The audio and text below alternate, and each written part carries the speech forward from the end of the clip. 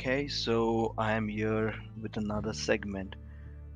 Yesterday, I happened to go to the butcher shop to buy some meat, and I had called a couple of days back the butcher person to pack something for me before I would reach out to him. But he was traveling and he could not answer my call, and he returned my call, but I did not pick it up.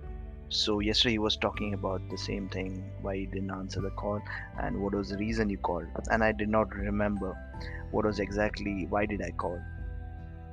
So I was telling him that if you ask me what did I have for breakfast day before yesterday, I'll kind of scratch my head and been thinking for almost 10 minutes, what did I really have?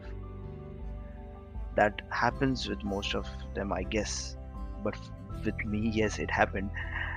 Um, in a world of social media today, we have got multiple accounts. If you talk about, you know, any brands, any platforms, you've got multiple accounts, maybe multiple passwords. And nowadays, passwords have to be unique. And if you ask my relatives, my dear ones, they know how fond I am of keeping nice, innovative, creative passwords.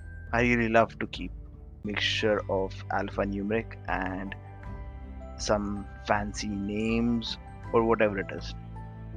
In short, I love to keep passwords.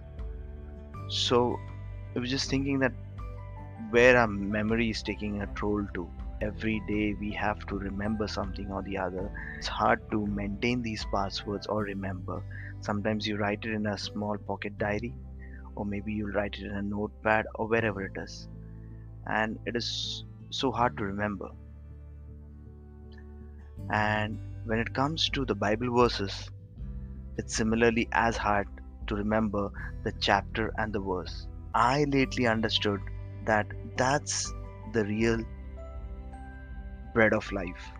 The Word of God is the real bread of life, and that's the real manna that you need to have before the breakfast. The chapter and the verse sometimes it is difficult, but lately I've been noticing when I sit in the presence of the Lord or if I read the Bible, there are times when God has provided me few verses which are identical. Like if you take Exodus 14:14, the Lord will fight for you, be still. If you take John 14:14, whatever you ask in my name, I shall give it to you.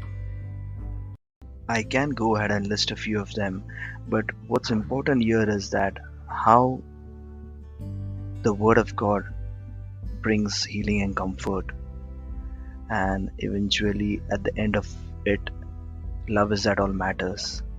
And let me conclude with the verse that is from 1 Corinthians 13:13 that says, "Meanwhile, these three remain faith, hope, and love, and the greatest of these is love." So let's not forget to have the manna before the breakfast. Thank you.